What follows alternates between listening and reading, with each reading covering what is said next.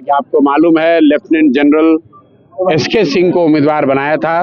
कुछ तकनीकी कारणों से वो चुनाव नहीं लड़ पा रहे हैं, तो कई लोगों को लगा कि भाई बाहुबली के सामने कौन खड़ा होगा, तो बाहुबलियों के सामने तरारी की एक बेटी को जनसुराज ने खड़ा किया है और इस विश्वास के साथ खड़ा किया है कि पिछले 30-40 सालों में भय की राजनीति से सीपीआई एमएल का भय दिखाकर भाजपा जदयू के लोग और जदयू भाजपा के लोग सीपीआई एमएल का भय दिखाकर जो लोग वोट लेते रहे हैं, उससे जनता को मुक्ति मिले, एक अच्छे विधायक का चयन हो। इसीलिए एक साल के बीच कहाँ खड़ी है जनसुराज?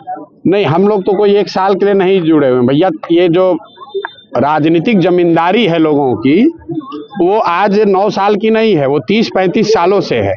ये जो पूरा क्षेत्र है, ये जातीय संघर्ष का क्षेत्र रहा है, ये हिंसा का क्षेत्र रहा है। बाद में जातियों के दबंग लोगों ने बालू और अन्य तरह के गलत व्यवसायों के आधार पर इस पूरे क्षेत्र की जनता का भविष्य एक तरीके से कब्जा कर रखा है। तो ये समय है तरारी की जनता को उठने का, उठकर सामने विकल्प एक बेहतर दिख रहा है उसका बटन दबाने का। अभी तक लोग ये कहते रहे कि हमारे पास विकल्प नहीं है। आप देख रहे हैं जितने लोग आज पैदल चलकर आए हैं, वो आपके सामने प्रमाण है कि जनता के सामने जब विकल्प होगा, कोई किसी से डरने वाला नहीं है। मैं आपके माध्यम से जनता से यही अनुरोध करूंगा कि 30-35 साल से जिस भय में आप जी रहे हैं, उस भय से निकलने के लिए आप आइए और एक बेहतर विकल्प का चुनाव कीजिए। जो लोग भाजपा को वोट दे रहे हैं, उनको आपके माध्यम से जरूर याद दिलाना चाहूंगा कि ये वोट किसी व्यक्ति को नहीं है, नीतीश कुमार का हाथ मजबूत करेगा। तो अगर आप नीतीश कुमार को का हाथ मजबूत करना चाहते हैं, अगर आप नीतीश को बड़ा बनाना चाहते हैं, पलटू राम मुख्यमंत्री के कार्यकाल को और मजबूत करना चाहते हैं, तो आप भाजपा को वोट दीजिए। और जहां तक सीपीआई एमएल का सवाल है, पिछले 10 साल से उनके विधायक यहाँ रहे हैं, क्षेत्र में क्या काम हुआ है लोगों के सामने है। सबसे समाज का गरीब तबका सीपीआई एमएल का सपोर्टर है, वोटर है, उनकी स्थिति में कोई सुधार नहीं हुआ है। उनके बच्चे अभी भी अनपढ़ हैं, उनके बच्चे अभी छठ आ रहा है, सबके बच्चे भेड़ बकरी के तरह, बोरा के तरह भर के लोग ट्रेन से वापस आएंगे। जनसुराज का जो संकल्प है कि अगले बार छठ में अगर जनसुराज की व्यवस्था 2025 में बनी, अगले बार छठ में जो बच्चे बिहार के बाहर से लौटेंगे, उनको मजबूरी में मजदूरी 10-15 हज़ार की मजदूरी के लिए बिहार को छोड़कर बाहर नहीं जाना पड़ेगा।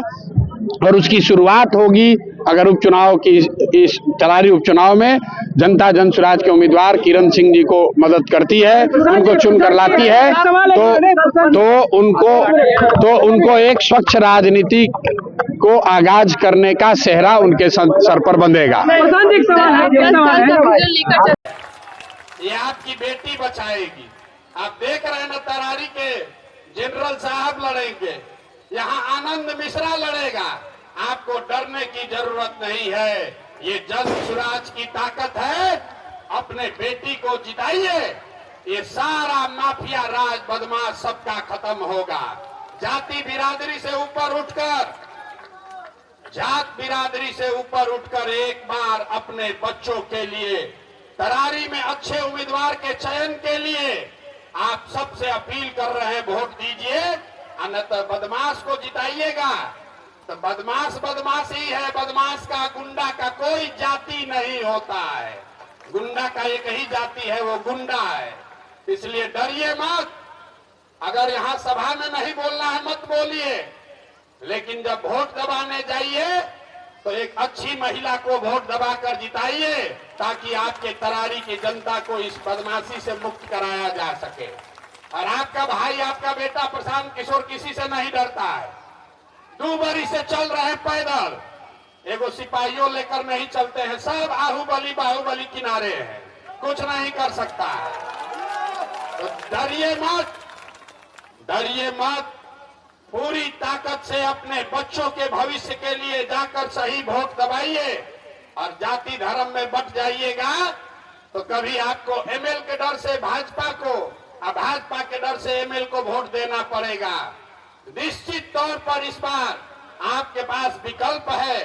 इतने दिन से आप कह रहे थे भैया कोनो विकल्प नहीं थे, अब विकल्प आया है। अगर आप चूकिएगा तो पूरे देश की जनता देख रही है कि तरारी की जनता को बाहर नहीं निकलना है। गलती नहीं होना चाहिए, नहीं होगा ना भाई? एक बार हाथ उठाइए जरा सब लोग। किरण जी को जिताना है कि नहीं जिताना है? ना जोर से बोलना है भैया, इतना धीरे से बोलने से नहीं होगा। किरण जी को जिताना है कि नहीं जिताना है? आवाज नहीं आया, जोर से बोलिए। जो खड़े हैं वो भी, जिताना है कि नहीं जिताना है? जिताना है ना? तो खाली अपना वोट नहीं देना है, अगल बगल खाली जितने लोग यहाँ